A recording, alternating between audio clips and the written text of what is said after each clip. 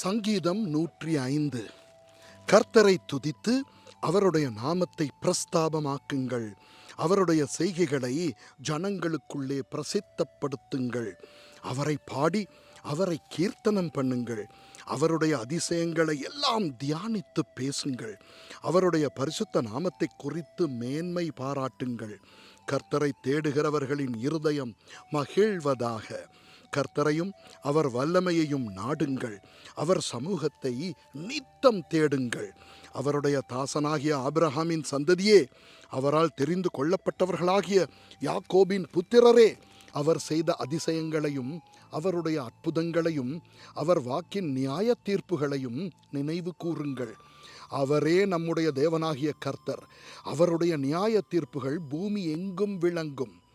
1000 தலைமுறைக்கென்று அவர் கட்டளையிட்ட வாக்கையும் ஆபிரகாமோடே அவர் பண்ணின உடன்படிக்கையையும் அவர் ஈசாக்குக்கு இட்ட ஆணையையும் என்றென்றைக்கும் நினைத்திருக்கிறார். அதை யாக்கோபுக்கு பிரமாணமாகவும் இஸ்ரவேலுக்கு நித்திய உடன்படிக்கையாகவும் உறுதிப்படுத்தி, உங்கள் சுதந்திர பாகமான கானான் தேசத்தை உனக்கு தருவேன் என்றார். அக்காலத்தில் அவர்கள் கொஞ்ச தொகைக்குட்பட்ட சொற்ப ஜனங்களும் பரதேசிகளுமாயிருந்தார்கள். அவர்கள் ஒரு ஜனத்தை விட்டு மறு ஜனத்தண்டைக்கும் ஒரு ராஜ்யத்தை விட்டு மறு தேசத்தார் அண்டைக்கும் போனார்கள். அவர்களை ஒடுக்கும்படி ஒருவருக்கும் இடங்கொடாமல் அவர்கள் நிமித்தம் ராஜாக்களை கடிந்து கொண்டு, நான் அபிஷேகம் பண்ணினவர்களை நீங்கள் தொடாமலும் என்னுடைய தீர்க்கதரிசிகளுக்கு தீங்கு செய்யாமலும் இருங்கள் என்றார். அவர் தேசத்திலே பஞ்சத்தை வருவித்து ஆகாரம் என்னும் ஆதரவு கோலை முற்றிலும் முறித்தார். அவர்களுக்கு முன்னாலே ஒரு புருஷனை அனுப்பினார். யோசேப்பு சிறையாக விற்கப்பட்டான். அவன் கால்களை விலங்கு போட்டு ஒடுக்கினார்கள். அவன் பிராணன் இரும்பில் அடைபட்டிருந்தது. கர்த்தர் சொன்ன வார்த்தை நிறைவேறும் அளவும் அவருடைய வசனம் அவனை புடமிட்டது. ராஜா ஆள் அனுப்பி அவனை கட்டவிழ்க்கச் சொன்னான். ஜனங்களின் அதிபதி அவனை விடுதலை பண்ணினான். தன் பிரபுக்களை அவன் மனதின்படி கட்டவும் தன் மூப்பர்களை ஞானிகளாக்கவும் அவனை தன் வீட்டுக்கு ஆண்டவனும் தன் ஆஸ்திக்கெல்லாம் அதிபதியுமாக்கினான். அப்பொழுது இஸ்ரவேல் எகிப்துக்கு வந்தான். யாக்கோபு காமின் தேசத்திலே பரதேசியாயிருந்தான். அவர் தம்முடைய ஜனங்களை மிகவும் பலுகப் பண்ணி அவர்களுடைய சத்துருக்களை பார்க்கிலும் அவர்களை பலவான்களாக்கினார். தம்முடைய ஜனங்களை பகைக்கவும் தம்முடைய ஊழியக்காரரை வஞ்சனையாய் நடத்தவும் அவர்களுடைய இருதயத்தை மாற்றினார். தம்முடைய தாசனாகிய மோசேயையும் தாம் தெரிந்து கொண்ட ஆரோனையும் அனுப்பினார்.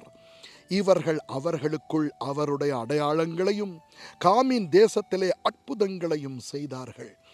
அவர் இருளை அனுப்பி அந்தகாரத்தை உண்டாக்கினார். அவருடைய வார்த்தைகளை எதிர்ப்பாரில்லை. அவர்களுடைய தண்ணீர்களை இரத்தமாக மாற்றி அவர்களுடைய மச்சங்களை சாகப் பண்ணினார். அவர்களுடைய தேசம் தவளைகளை திரளாய் பிறப்பித்தது. அவர்களுடைய ராஜாக்களின் அறை வீடுகளிலும் அவைகள் வந்தது. அவர் கட்டளையிட அவர்களுடைய எல்லைகளில் எங்கும் வண்டுகளும் பேன்களும் வந்தது. அவர்களுடைய மழைகளை கல் மழையாக்கி அவர்களுடைய தேசத்திலே ஜூவாலிக்கிற அக்கினியை வரப்பண்ணினார். அவர்களுடைய திராட்சை செடிகளையும் அத்தி மரங்களையும் அழித்து அவர்களுடைய எல்லைகளில் உள்ள மரங்களையும் முறித்தார். அவர் கட்டளையிட எண்ணி முடியாத வெட்டுக்கிளிகளும் பச்சை புழுக்களும் வந்து அவர்களுடைய தேசத்தில் உள்ள சகல பூண்டுகளையும் அரித்து அவர்களுடைய நிலத்தின் கனியை தின்று போட்டது.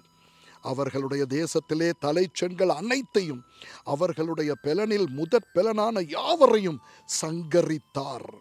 அப்பொழுது அவர்களை வெள்ளியோடும் பொன்னோடும் புறப்பட பண்ணினார். அவர்கள் கோத்திரங்களில் பலவீனப்பட்டவன் ஒருவனும் இருந்ததில்லை. எகிப்தியர் அவர்களுக்கு பயந்ததினால் அவர்கள் புறப்பட்ட போது மகிழ்ந்தார்கள். அவர் மேகத்தை மறைவுக்காக விரித்து இரவை வெளிச்சமாக்குகிறதற்காக அக்கினியையும் தந்தார். கேட்டார்கள். அவர் காடைகளை வரப்பண்ணினார். வான அப்பத்தினாலும் அவர்களை திருப்தியாக்கினார். கன்மலையை திறந்தார். தண்ணீர்கள் புறப்பட்டு வறண்ட வெளிகளில் ஆராய் ஓடிற்று. அவர் தம்முடைய பரிசுத்த வாக்குத்தத்தத்தையும் தம்முடைய தாசனாகிய ஆபிரகாமையும் நினைத்து தம்முடைய ஜனத்தை களிப்போடும் தாம் தெரிந்து கொண்டவர்களை கெம்பீர சத்தத்தோடும் புறப்பட பண்ணி தமது கட்டளைகளை காத்து நடக்கும் படிக்கும் தமது நியாயப்பிரமாணங்களை கைக்கொள்ளும் படிக்கும் அவர்களுக்கு புறஜாதிகளுடைய தேசங்களை கொடுத்தார். அந்நிய ஜனங்களுடைய பிரயாசத்தின் பலனை சுதந்தரித்து கொண்டார்கள். அல்லேலூயா, ஆமென்.